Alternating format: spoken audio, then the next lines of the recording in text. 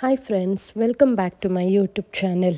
ಇವತ್ತು ಕ್ವಿಕ್ಕಾಗಿ ಆಗೋ ಒಂದು ದೋಸೆ ರೆಸಿಪಿ ಹೇಳ್ತಾ ಇದ್ದೀನಿ.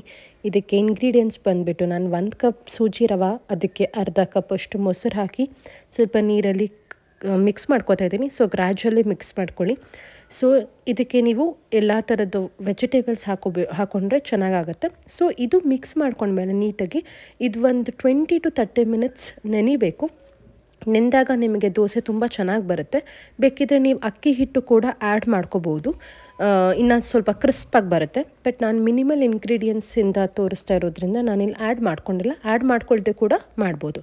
ಸೊ ನೋಡಿ, ಈಗ ನಾನು ಗ್ರ್ಯಾಜುವಲಿ ಸ್ವಲ್ಪ ನೀರು ಆ್ಯಡ್ ಮಾಡ್ಕೋತಾ ಈ ಥರ ಬ್ಯಾಟರ್ ರೆಡಿ ಮಾಡಿಕೊಂಡೆ. ಸೊ ಇದನ್ನು ಇವಾಗ ನೆಂದಿದೆ. ನಾನು ಸ್ವಲ್ಪ ಈರುಳ್ಳಿ ಹಾಕೋತಾ ಇದ್ದೀನಿ, ಸಣ್ಣದಾಗಿ ಹೆಚ್ಚಿರೋ ಕ್ಯಾರೆಟ್, ಬೀನ್ಸ್, ಸೊ ಸ್ವಲ್ಪ ಕೊತ್ತಂಬರಿ ಸೊಪ್ಪು, ಚಿಲ್ಲಿ, ಎಷ್ಟು ಖಾರ ಬೇಕೋ ಅಷ್ಟು ಎಲ್ಲ ಹಾಕೋಬೋದು. ಸ್ವಲ್ಪ ಉಪ್ಪು ಮತ್ತು ಸಕ್ಕರೆ ಹಾಕೋತಿದ್ದೀನಿ. ಸಕ್ಕರೆ ನಿಮಗೆ ಬ್ರೌನಿಶ್ ಆಗಿ ಗರಿಯಾಗಿ ಬರೋಕ್ಕೂ ಕೂಡ ಹೆಲ್ಪ್ ಆಗುತ್ತೆ. ಸೊ ಇದೆಲ್ಲ ಹಾಕ್ಕೊಂಡ್ಬಿಟ್ಟು ನೀಟಾಗಿ ಮಿಕ್ಸ್ ಮಾಡ್ಕೊಳ್ಳಿ.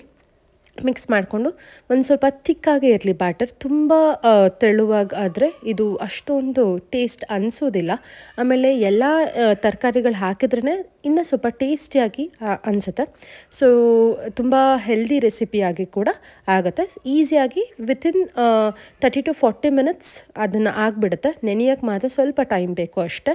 ಸೊ ಬ್ರೇಕ್ಫಾಸ್ಟಿಗೆ ನೀವು ಇದನ್ನು ಟ್ರೈ ಮಾಡ್ಬೋದು. ಸೊ ದೊಡ್ಡ ದೋಸೆ ಕೂಡ ಹಾಕೋಬೋದು. ನಾನು ನನ್ನ ಮಗಂಗೆ ಮಾಡ್ತಿರೋದ್ರಿಂದ ಸಣ್ಣದಾಗಿ ಬ್ರೇಕ್ಫಾಸ್ಟ್ ಟಿಫನ್ ಬಾಕ್ಸ್ಗೆ ರೆಡಿ ಮಾಡ್ಕೊಳ್ಳೋದ್ರಿಂದ ಸಣ್ಣ ದೋಸೆ ಮಾಡಿದ್ದೀನಿ ಇಲ್ಲಿ. ಸೊ ಇದು ಈಸಿಯಾಗಿ ಬರುತ್ತೆ ಕೂಡ. ಎರಡು ಕಡೆ ದೋಸೆ ಹೇಗೆ ಬೇಯಿಸ್ತಿರೋ ಅದೇ ಥರ ಮಾಡಿಕೊಂಡು ಇದನ್ನು ಕೊಬ್ಬರಿ ಚಟ್ನಿ ಜೊತೆನಾದರೂ ಅಥವಾ ಕೆಚಪ್ ಜೊತೆನಾದರೂ ಸರ್ವ್ ಮಾಡ್ಬೋದು. ಟ್ರೈ ಮಾಡಿ ನೋಡಿ ರೆಸಿಪಿ. ತುಂಬ ಈಸಿ ರೆಸಿಪಿ, ಎಲ್ಲರಿಗೂ ಇಷ್ಟ ಆಗೋ ಥರ ರೆಸಿಪಿ ಹೇಗೆ ಬಂತು ಅಂತ ಕಮೆಂಟ್ ಮಾಡಿ. ಈ ರೆಸಿಪಿ ಇಷ್ಟ ಆದಲ್ಲಿ please like, share and subscribe to my YouTube channel. Bell icon press ಮಾಡೋದು ಮರಿಬೇಡಿ. It really motivates. ಎಷ್ಟೊಂದು ಬೇರೆ ವೀಡಿಯೋಸ್ ಮಾಡೋದಕ್ಕೆ ಇದು ಒಂಥರ ಮೋಟಿವೇಶನ್ ಕೊಡುತ್ತೆ ನನಗೆ. Thank you.